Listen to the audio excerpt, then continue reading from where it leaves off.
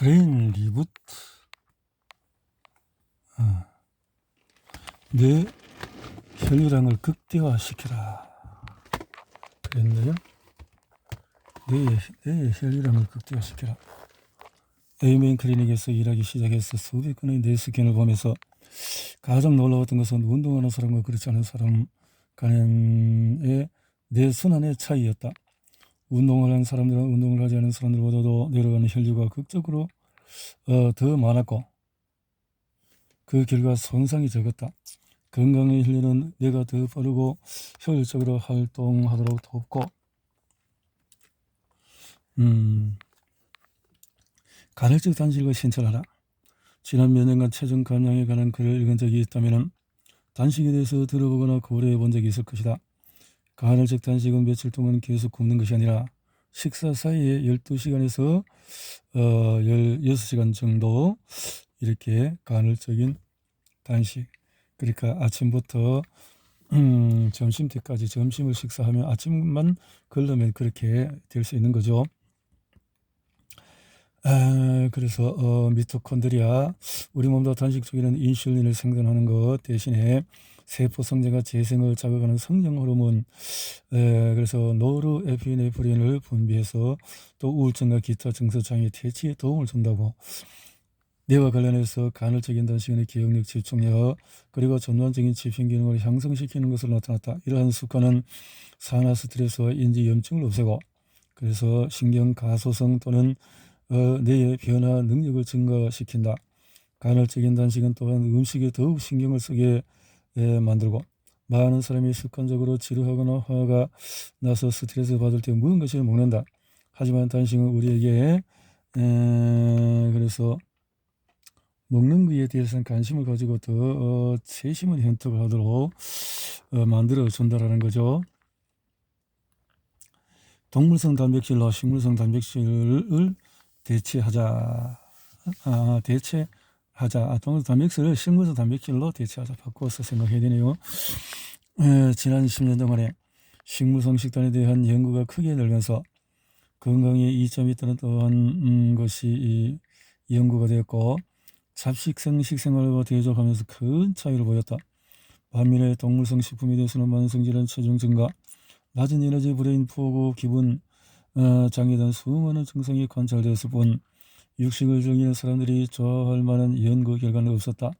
심지어 한 연구에서는 우리가 먹는 동물성 단백질의 3%만 식물성 단백질로 대체해도 사망률이 크게 줄어든다는 점을 발견했다. 고기계란 유제품이 뭐 그렇게 위험할까? 동물성 단백질을 섭취하면 뇌의 전신염증이 증가한다는 것을 보여주는 증거 또한 많다. 그 이유 중에 하나는 고기에는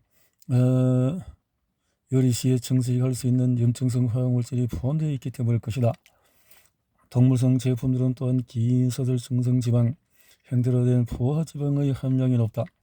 키토제닉이나 팔리오 다이어트 덕분에 포화지방의 섭취 열풍이 부활하고 있으나 연구에 따르면 기인서술 중성지방은 뇌 건강에 해로우며 기억력 저하, 또 뇌 기능 저하, 기타 인지적인 문제를 초래할 수 있다고 한다. 중성지방은 동물성 유제품은 포화지방과 당분을 모두 함유하고 있는데 이것은 뇌에 이중적인 타격을 준다. 유제품에서 발견되는 당인, 유당은 자연적으로 발생하지만 우리는 치즈, 요거트, 우유, 버터 또는 크림 원래 그대로 거의 섭취하지 않는다. 그보다는 정제된 곡물, 장내축에 영향을 공급하라. 6단계 장내축에는 뇌의 건강의 기능에 상당한 영향을 미치는 신체의 복잡한 과정을 비교적으로 단순히 일컫는 용어이다. 최근에 발견된 장내축은 우리의 뇌의 기관에서 존재하는 의사소통의 연결선을 나타낸다. 기본적으로 말하자면 우리 내장에서 일어나는 일은 뇌의 신체적인, 정신적인, 정서적인 기능에 영향을 미치며 신경전달, 물질 생산, 행동, 그래서 우리의 마이크로바이옴에는 좋은 박테리아와 나쁜 박테리아가 모두 포함되어 있으며 둘 사이는 아주 미묘한 균형이 잡혀 있다. 나쁜 박테리아가 너무 많이 증가하면 몸의 기능이 깨어져서 처정증과 우울증, 불안, 높은 콜레스테롤, 고혈당, 피로, 장 질환 등의 위험이 증가한다. 건강한 마이크로바이옴 균형을 보장하는 가장 좋은 방법은 식물성 식품을 우선시하는 것이다.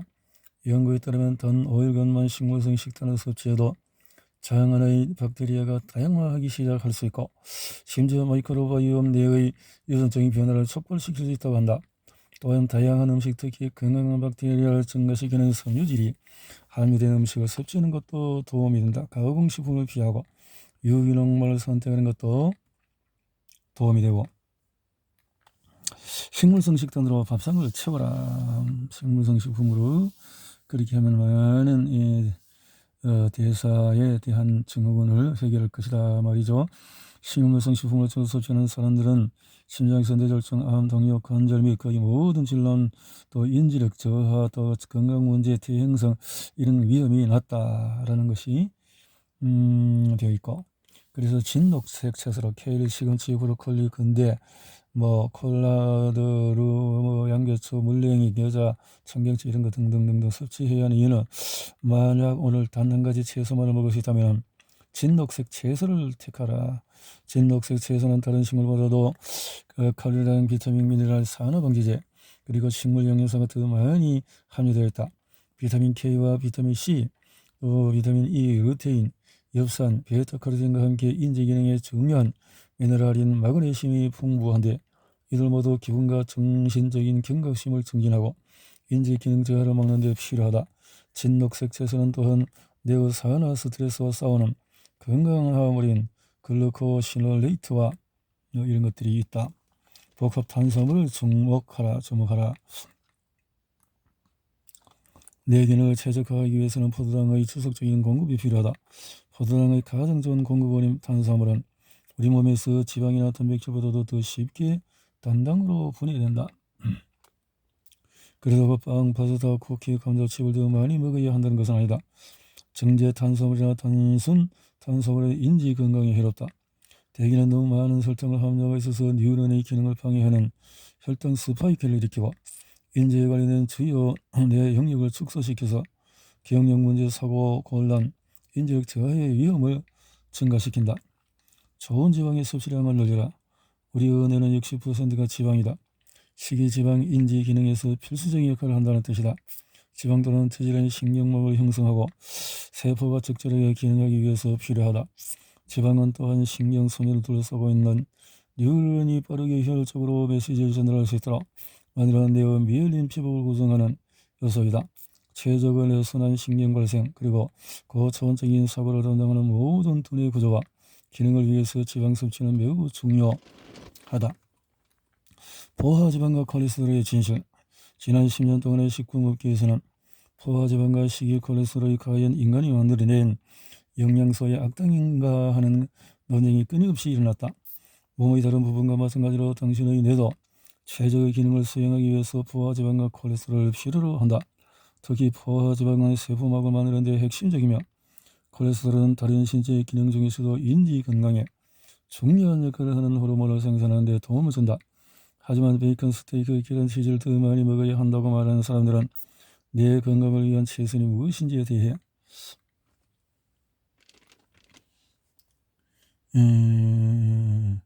뇌졸중은 외상성 뇌 손상과 마찬가지로 뇌졸중의 중대한 신경 퇴행성 효과를 일으킬 수 있다.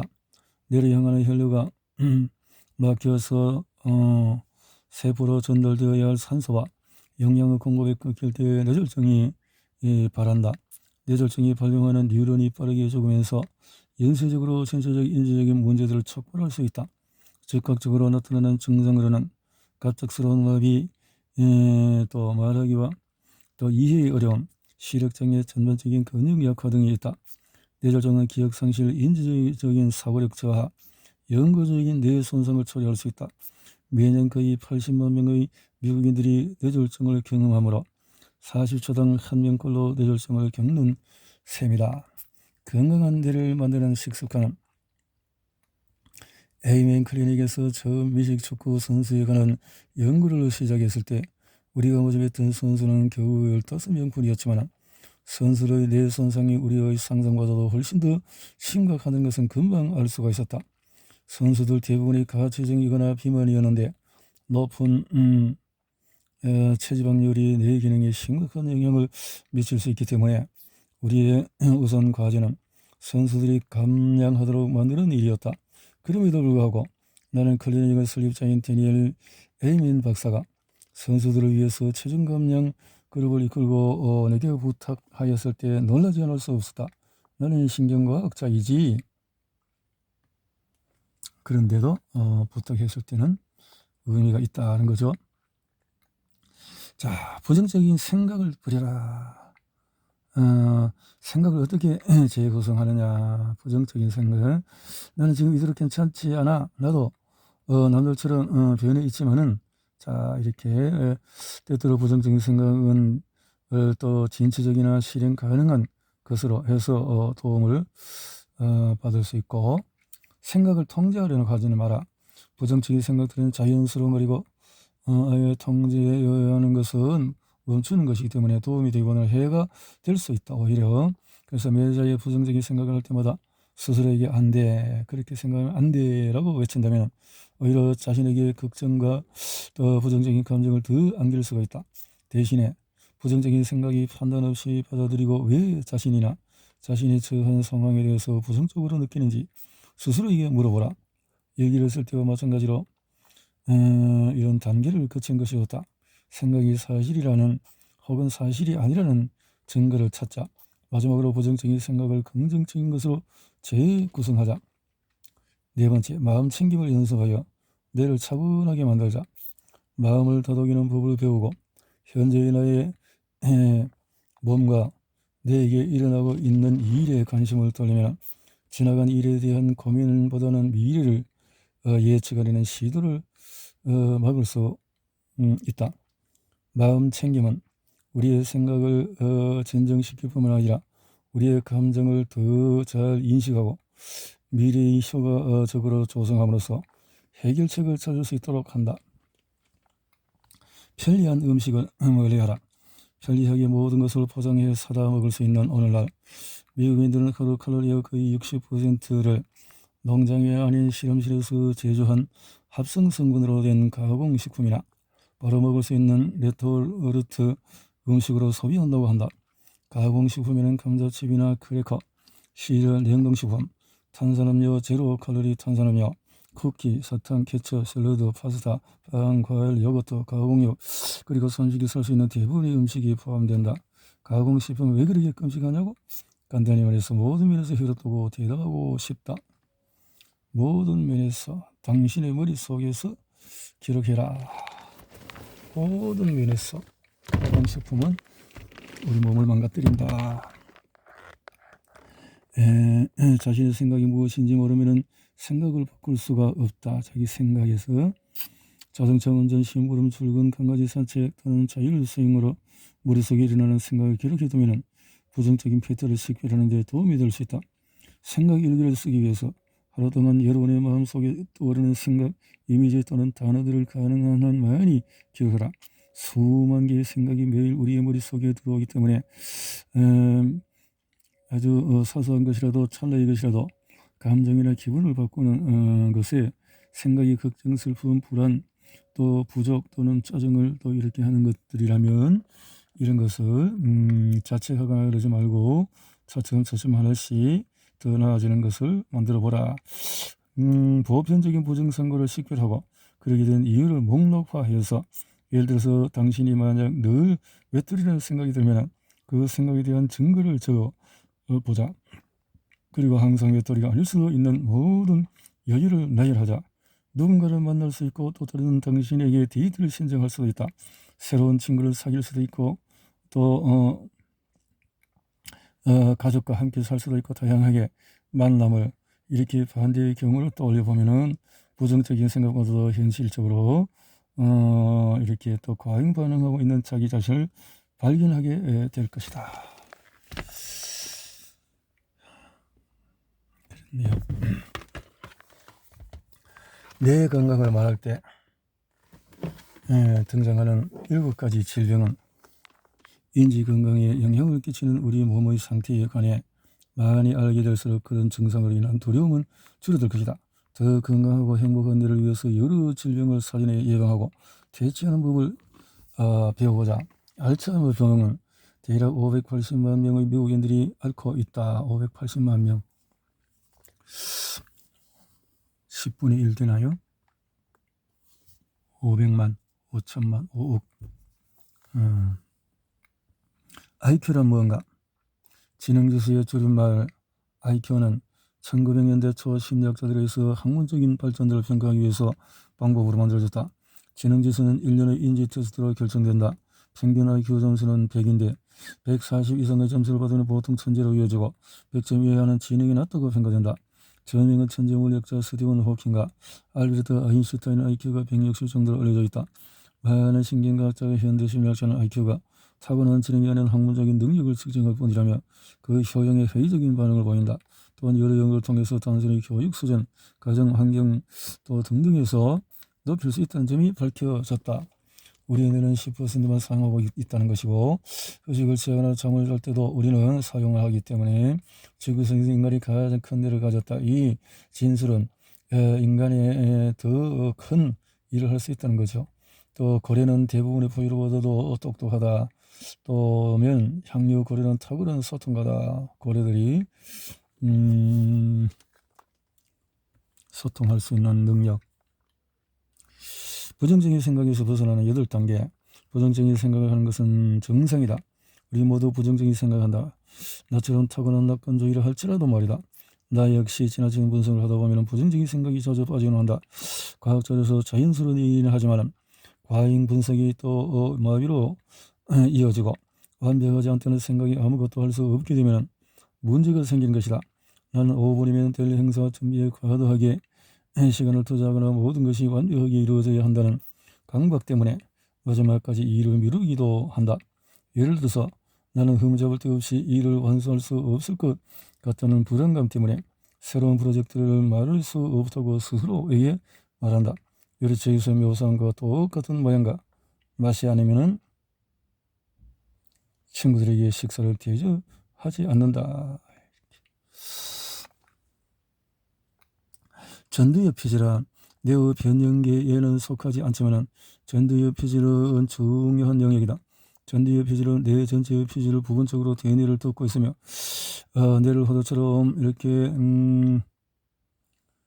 주름져 보이지만 또 만드는 얇은 회백질층인데 집중 또 충동 조절, 계획하고 추론하고 의사결정 등등에 이렇게 하는 역할을 한다. 전두엽 피질. 의식, 잠재 의식, 그리고 무의식은 뇌를 다루는 책에서 의식에 관한 내용을 놀라운 사람들이 여러분만이 아니다. 20세기 후반이라 해서 의식과 뇌과학이 거의 관련이 없다고 믿다. 그러나 이제 1990년대에 이르러 뇌 촬영술의 발전과 하면서 뇌과학자들은 뇌와 의식이 서로 심오한 영향을 주고받는다는 사실을 이해하기 시작했다. 의식은 우리가 인정하는 모든 생각, 감정, 기억이 머무르는 장소이다. 우리가 모든 이성적인 추론하는 것이고 우리에게 자유주의를 가질 수 있는 특별한 능력을 보유한다. 즉 인간은 지구상의 다른 생명체들과 다르게 만드는 요소라는 뜻이다. 사람들은 대개 우리의 생각이 의식에서 비롯된다고 잘못 부족한다. 그러나 실상은 의식은 우리가 매일 만들어 내는 5만에서 7만 가지 생각 중에서 고작 10%만을 담당한다.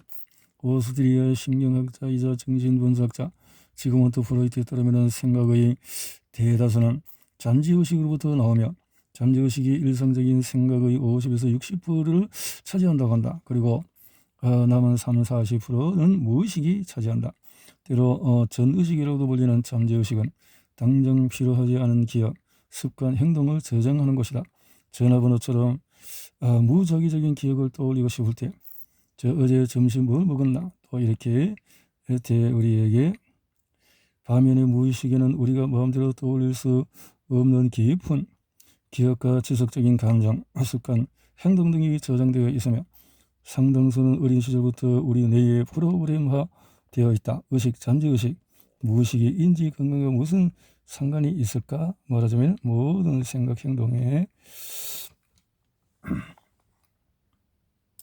플라시보 효과, 긍정의 힘을 믿어라. 아마도 플라시보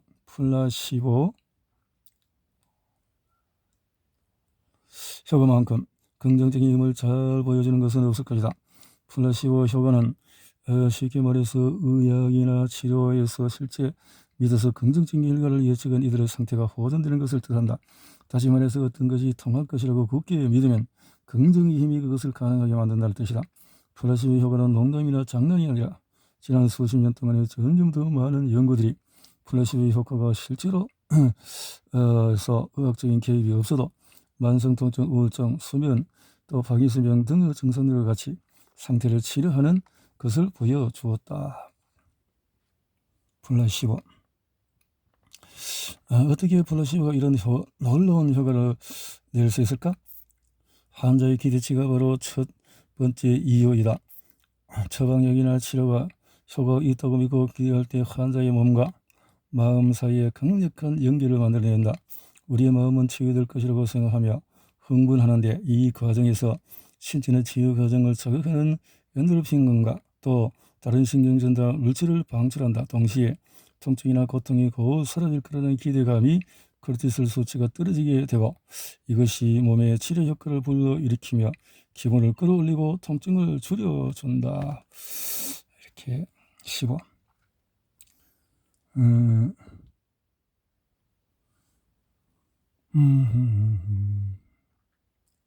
그래서 감사를 실천하는 것은 부정적인 생각 그것이 우리 인재 능력에 끼치는 영향을 극복하는 효과적인 방법이다. 감사합니다. 감사합니다.